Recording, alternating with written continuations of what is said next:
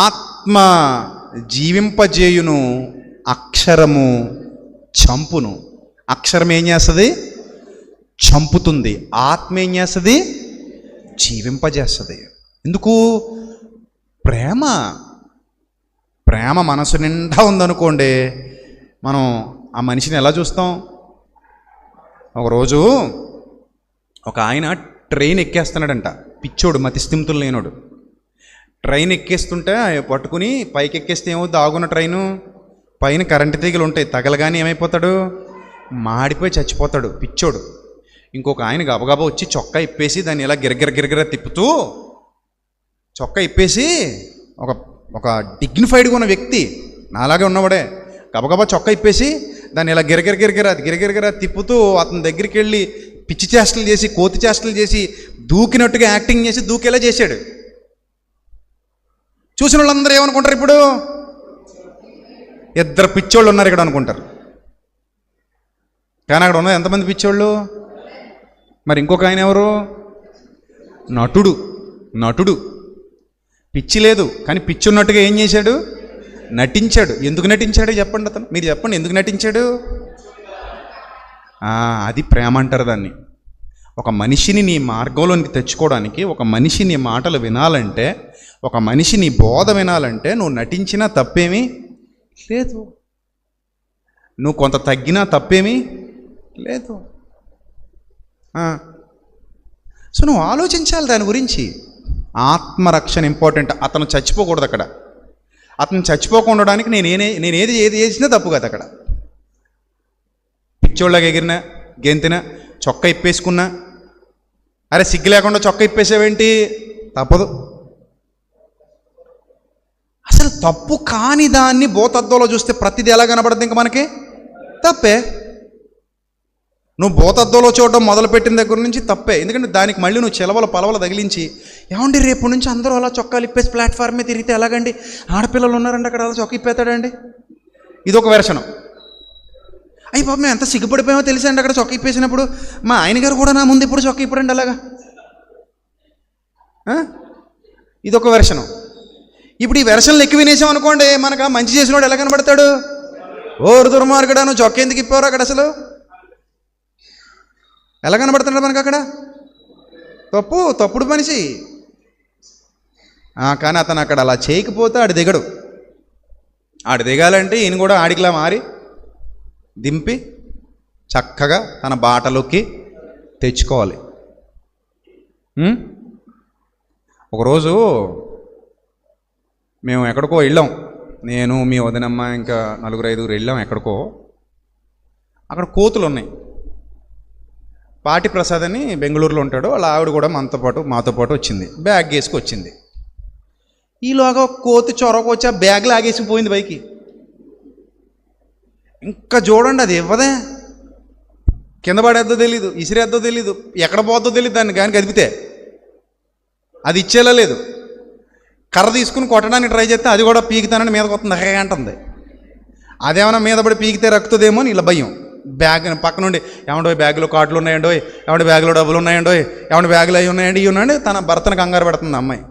ఈలోగా ఒక ముసలావిడ వచ్చిందండి, బాగా కోతులతో బాగా ఇది ఉన్న ఆవిడేమో, ఆవిడ ఎక్స్పీరియన్స్. ఆవిడ వచ్చి మొత్తం మీద ఏదో కూ అనేది అడావిడ చేసింది, ఇచ్చేసి పోయింది. అది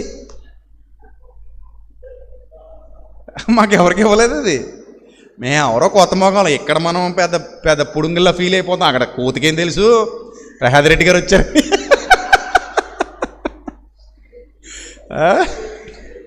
కోతికెందుకు తెలుసు? బాబు ఈయన పెద్ద సేవకుడండి బాబు, ఈయనకి ఇచ్చేయాలి అడగగానే అని. ఇచ్చేది నాకు ఇవ్వదు కదా. కానీ ఆవిడ వచ్చింది, ఆవిడ వచ్చి మొత్తం మీద ఏదో చేసి తీసేసుకుంది దాన్ని. సో ఇప్పుడు అంటే ఆవిడ అలాగేదో యాక్టింగ్ చేసి మొత్తం మీద ఆ బ్యాగ్ తీసేసుకు తెచ్చి ఆ అమ్మాయికి ఇచ్చి వెళ్ళిపోయింది.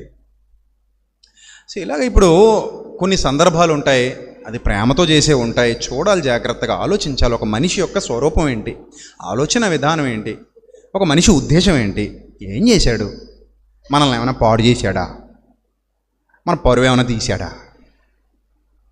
ఇది ఆత్మను రక్షించాలనుకున్నవాడు ఆలోచన విధానం. బాగా అర్థం చేసుకోండి. ఒక వ్యక్తిని సత్యంలోనికి నడిపించాలనుకున్నప్పుడు నువ్వు తగ్గాలి. నువ్వు తగ్గాలి.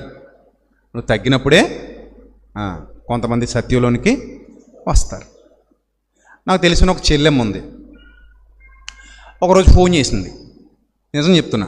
ఒకరోజు ఫోన్ చేసింది, అన్నయ్య నేను క్రీస్తుని విశ్వసించాను, క్రీస్తు కోసమే బ్రతుకుతున్నాను అన్నయ్య, నా మనసులో క్రీస్తున్నాడు అన్నయ్య, ఇప్పుడు నేను బాప్తిస్మం తీసుకోవాలి, నా భర్తకు తెలియకూడదు, చెప్పకుండా తీసుకోవడం నేరమేమో అని నాకు అనిపిస్తుంది, కానీ మనసు ఉండబట్టట్లేదు, తీసుకోవాలనిపిస్తుంది, తీసుకుని వెళ్ళిపోతాను అన్నయ్య, మళ్ళీ ఇంకెప్పుడు మీకు ముఖం చూపించను, మీకు కనబడను,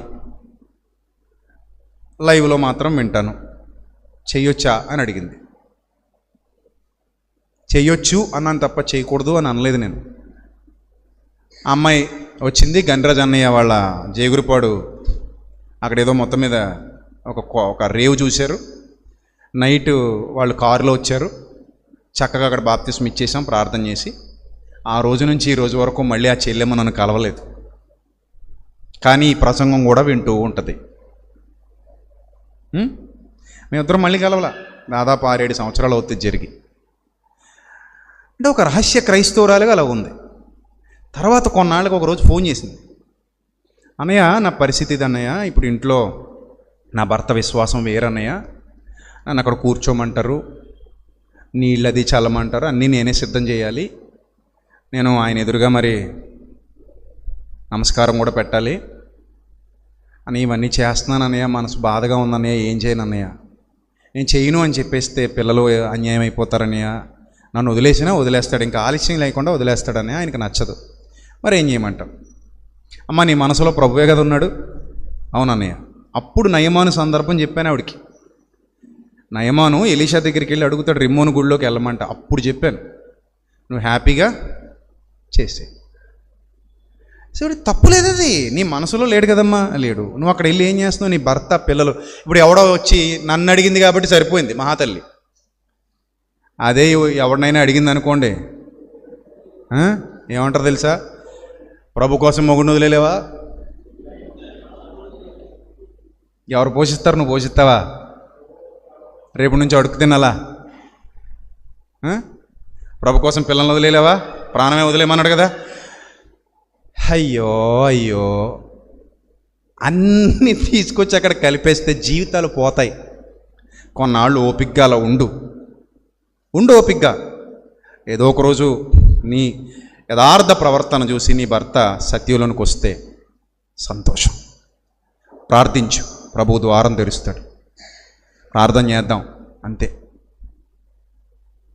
మళ్ళీ ఇదంతా చెప్పానా అంటే ఆవిడ పరిస్థితి నీ పరిస్థితి ఒకటా అంటాడు. మళ్ళీ ఇప్పుడు అక్కడ వచ్చి వదలరు, జిగిరి వెళ్ళాలి.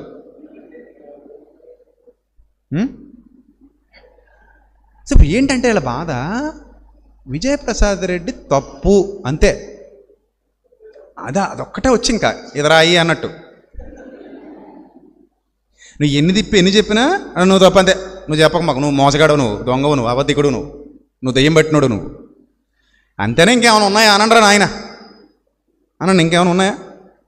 ఇంకేమైనా కొత్త ఉంటే తెచ్చుకున్నానండి. సో ఇక్కడ సందర్భం చూడాలి, ఎప్పుడు కూడా సందర్భం చూడాలి.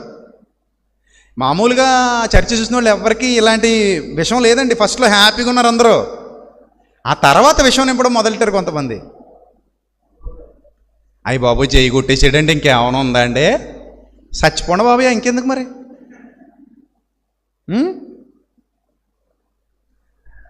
మన ప్రభువుని కనపరిచాడు అన్నది ఇంకా అది పక్కన పెట్టేశారు. ఇప్పుడు అవతల వ్యక్తి కూడా మన ప్రభువుని పాజిటివ్గా మాట్లాడు కదా. అవును, అదేదో లైక్ నా దృష్టిలో అయితే అది గుడ్ మార్నింగ్ లాంటిదే. నేను అలాగే ఫీల్ అయ్యిందండి. బాగున్నారా? బాగున్నాను. మీరు బాగుండాలి, నేను బాగుండాలి, మీరు బాగుండాలి, అంతే. నేను అలాగే ఫీల్ అయ్యాను అంతే తప్ప నా మనసులో ఏది లేదు. అంత విశాలంగా ఉంది నా మనసు, ప్రశాంతంగా ఉంది నా మనసు. నా మనసులో ప్రభు తప్ప ఎవరు లేరు, ఉండరు కూడా, ఉండరు. ఆయన ఎవరో ఒకరోజు భార్యాభర్తలు ఇద్దరు పెళ్ళికి వెళ్తే భార్య అందట, ఏమండి ఆవిడ చీర బాగుంది కదండి అందట. చాలా అందంగా ఉందన్నాడట. అంతే. నేనేం అడిగాను రా దరిద్రుడా నిన్ను, చీర బాగుందా లేదా అని అడిగాను అంతే. నువ్వు ఆవిడ అందం గురించి మాట్లాడతావిడరా నువ్వు? పచ్చకామెరులు అని గొడవ ఎటు తిప్పిందట తల్లి. అయ్యో నేను అలాగనలేదే బాబు, మరి ఏమన్నావు నువ్వు? అంతే, ఎడతెగక పడుచుండు బిందువులతో సమానం అన్నట్టు అయిపోయింది పరిస్థితి. అలా కాదు, నేను చీర గురించి అన్నాను, నువ్వు చాలా అందంగా ఉందన్నావు లేదా నువ్వు? అలా కాదు, నేను ఆవిడ చీరనన్నానే, నోరు మొయ్.